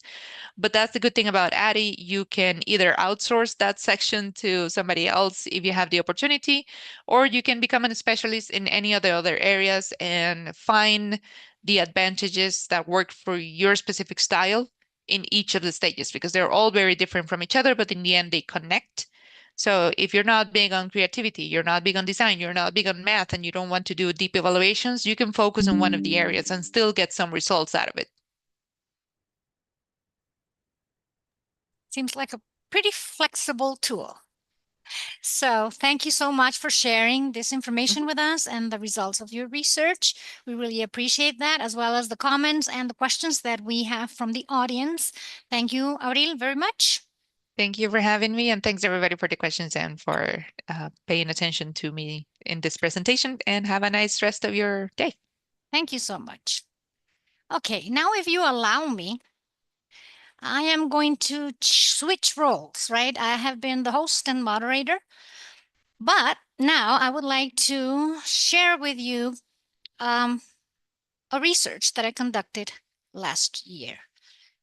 And this research deals with mindfulness. I have entitled it Unraveling EFL Educators' Perspectives on Work-Related Stress and Mindfulness Practices. So for those of you who don't know me, my name is Graciela Ferreiro. I've been working here at UAM since 2008. And I'm also in charge of research, which is something that I like very much. I really enjoy researching about different aspects. In this particular study, I was concerned about this area, which is stress-related in the field of education. So we're going to contextualize a little bit the information. I'm going to explain a little bit about the methodology, and then we're going to discuss the results and finally some conclusions. And I would like to start with this quotation. Do not dwell in the past. Do not dream of the future. Concentrate the mind on the present moment, which is the core of mindfulness, if you want to see it this way. The idea that we should focus on now, don't worry about what already happened, and don't be concerned about what might happen, is the essence of mindfulness. So we all know that we live in a world that has many triggers for stress, right? We are involved in a lot of pressure from our job, from our families, from our responsibilities. So if you read in the literature, you will see that there is huge variety of studies dealing with stress-related results and burnout, which is something that is associated to the profession of teaching, which is very demanding, right? Most professions have their drawbacks, but in the teaching profession, we have so many elements that are involved. A lot of, well, let me check over here. The amount of work is usually excessive. Teachers mostly complain that they don't have enough time to do the things they want or the things they need to do. Sometimes they complain they have lack of support from the colleagues, parents of their students, or the administration. And finally, one of the complaints that teachers usually have is related to students, right? The fact that students usually are not interested in what we're doing causes frustration among teachers, right? So all of these elements have been described in literature amply. On the other hand, we've got mindfulness, which is a term that describes some practices related to Buddhist philosophy, right? The concept mindfulness was described by John Kabat-Zinn, and he described it, or he conceptualized it as the awareness resulting from intentional focus to here and now, which is a little bit different from the original description that Buddhism has, right? But nowadays, this has become more and more trendy. And now here in the Western part of the world, people are adopting mindfulness practices. Basically, what mindfulness says, besides the fact that we should pay attention to the now and here, they suggest several strategies. For example, meditation or walking, but walking mindfully. This means pay attention to what your senses have to share with you, right? And the smells, the sights, the feelings of the wind, I don't know. That means walking in a mindful way. Practicing yoga, which is a traditional practice that is associated to relaxing. Mindful breathing, paying attention to that intake of air and then expulsion of the air, that kind of soothes us, right? Most people think that when they are having a panic attack or they are nervous, you should breathe. Well, this is because it is associated with that relaxing characteristic of breathing, paying attention to the process, and gratitude practices. These are some of the many techniques that are recommended in mindfulness. So I was interested in finding out what our EFL teachers think about their own levels of stress. So I have here 4 big, broad research questions. Do EFL teachers consider their jobs stressful? I wanted to know also what specific classroom or administrative activities contribute the most to significantly increase the levels of stress among these EFL high school teachers. Also, I wanted to know what the current level of understanding and prior experience with mindfulness practices among EFL teachers was. And finally, I wanted to know how willing these teachers were to adopt mindfulness practices in their classrooms. So with these guiding questions, I designed a research that can be defined as cross-sectional, exploratory, and following a mixed approach. As you can see from the data collection and analysis, there were 2 digital instruments. The first instrument is the Foreign Language Teaching Anxiety Scale, which I adapted from Aiden and Ustuk in 2020. This is a very lengthy test that measured somehow the level of anxiety that the people who answer the test perceive.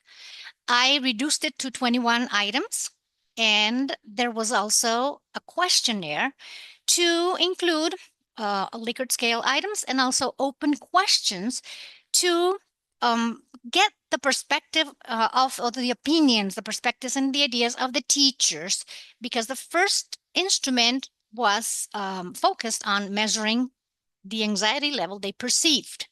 And the second one was understanding why and how they had those feelings. In terms of the analysis, descriptive statistics was used for the first instrument and content analysis for the questionnaire.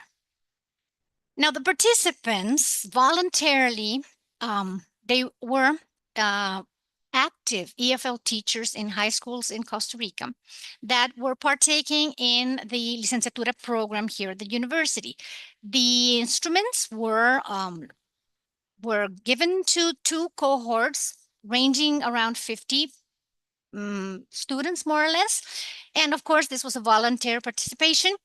And what caught my attention, first of all, was that 47 of those participants answered or completed the anxiety scale test, but only 23 of them completed the questionnaire. So the logistics was this. I asked them first to go to the link and answer or complete the first instrument. And after that, I asked them to go to the second instrument where the questions were dealing with specific aspects that they considered could cause stress, and also about their knowledge about mindfulness. Now, why did they decide not to complete the second part? It's difficult to answer, but my hypothesis is that it is they considered they didn't have enough information or knowledge, and therefore probably they decided not to complete the instrument, which it was a pity because I would have loved to have the full information. But that's one of the limitations we have with research. We rely on volunteers and people who are willing to partake in our research. Okay, so in terms of the findings, here you're going to see an overview of the test that measures anxiety, the anxiety scale test. As you can see here, we have the items. And over here, we have the Likert scale that ranges from never to always. And on the right side column, we've got the mean. Okay. Now, none of the items reached a value over 3, which is a very low self-perception of anxiety. And that was surprising to me. The highest value was a 2.91. That corresponds to the item, I feel stressed when students do not participate. The second one in value was 2.85, related to the lack of engagement of students.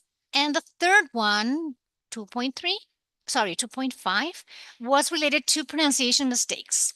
While the teacher was giving the class, if the teacher gets nervous, he or she is concerned about some pronunciation mistakes that he or she might commit. Okay. So as we saw in the previous summary, none of the 21 items received a value over 3. So this can be categorized as a low self-perceived anxiety level. In terms of the aspects that were signaled as stressors, although they were not mentioned as heavily causing stress, the highest values correspond to lack of student engagement and participation in class, pronunciation issues, and discomfort when being observed by a supervisor or colleague. Now, in terms of the questionnaire, well, the first thing I already talked about this, but that only 23 completed the questionnaire that tried to gather their perception about what causes stress and how to deal with stress. So here the information was somewhat limited if we compare it to the 47 who did complete the first one. Now, participants confirmed in the questionnaire that they don't feel stressed. Okay, so the scale that measured stress, which pointed low, when asked specific questions, confirmed that feeling of not having stress. Nevertheless, they considered that they're always tired. They feel tired. That was a constant theme that occurred. Now, that really caught my attention because literature says that feeling stress is one of the most highest indicators of stress, but they didn't see it that way. They felt they're tired, but they don't think that's stress.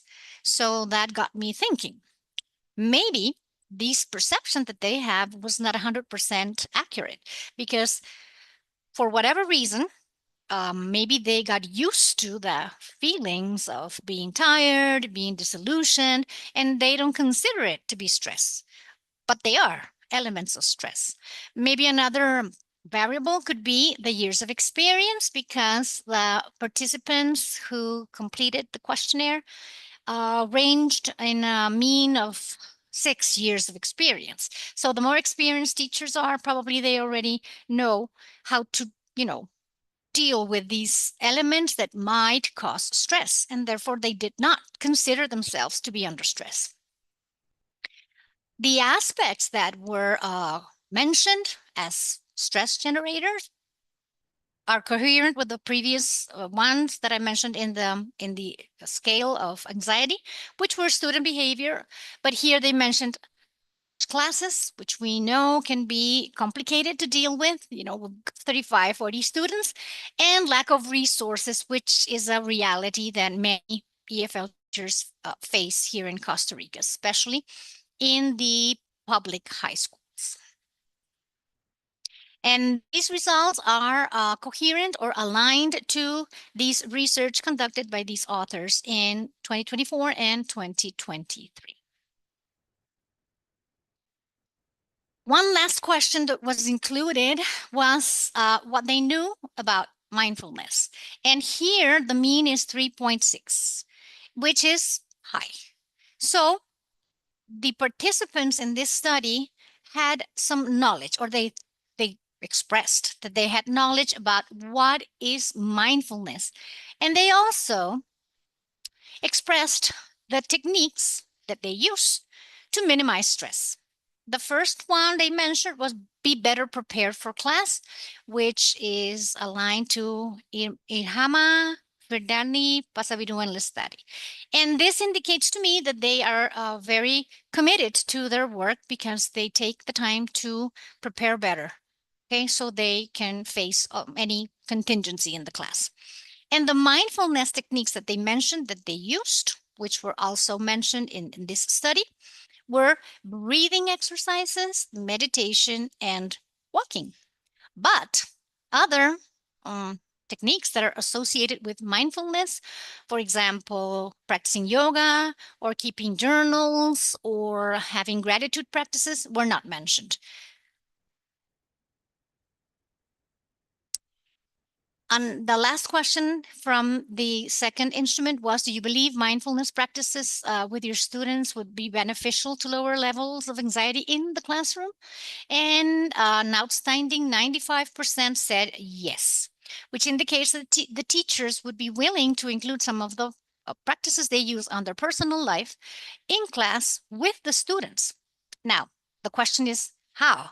Will the students be willing to participate? Of course, that's completely out of the scope of my research, but it would be very interesting to do something related to that and see how the students, especially teenagers, right? They are not always so eager to participate in things that they consider are not cool.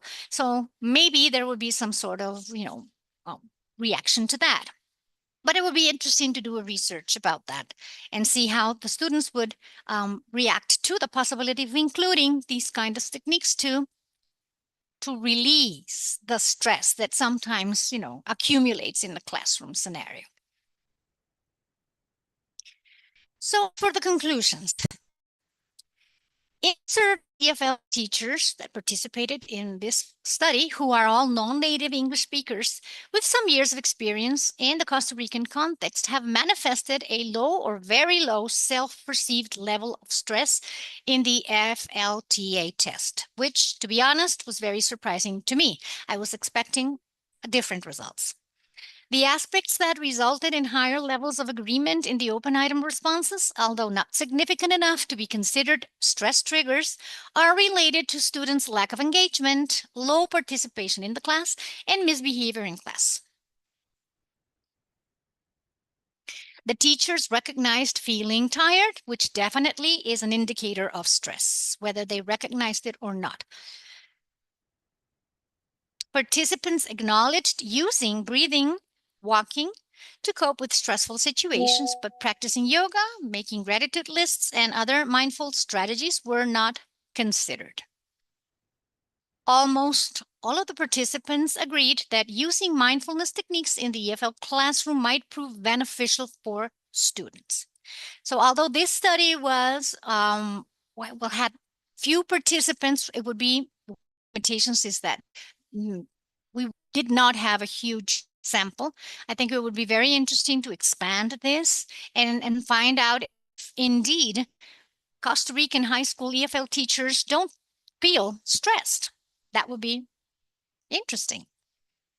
And here we have a acronym STOP that exemplifies some things that teachers could do in the classroom. The S stands for stop. Stop any busyness temporarily, right? A couple of minutes, and invite our attention, all the attention of the class, to the present moment. T, which stands for take 3 slow, deep, and mindful breaths. O for observe and label. 3 sounds around us, okay? The birds, the fan, the car. Or pay attention to what either is heard, touched, or seen. Okay, this is called the HTC technique. And P, proceed. Continue with whatever we need to do, mindfully and with a smile. And here we have another poster, let's say, that also indicates some of the techniques that could be used, like always being in touch with your emotions. Breathing is something that is really important. Take a mindful break. Just stop for a few minutes and do something different. Think positively. Also practice yoga or stretch. Listen to music if that's what you love. Like draw, color, or doodle if that's what you enjoy. Spend extra time outside, taking nature in with all your senses. And hopefully, if you want and you like that, you can also spend time writing in a journal to keep track of your life and what causes a stress and what helps you relax. And with that, I am going to conclude my presentation, and I'm more than happy to listen to your questions. Well, Professor Graciela, thank you very much for your presentations. I have here 3 questions, and I would like to start with this one. So based on your research, what barriers prevent English teachers from incorporating mindfulness into their routines? Well, the research did not get into that specific aspect, but what I suspect or I hypothesize is that teachers might have the idea that students would not be willing to partake in this kind of techniques. Because in our country, we are not used to this kind of practices, right? We don't think that yoga, breathing, and meditation are something that we should do on a daily basis. And therefore, these are new things that maybe teenagers are reluctant to participate in.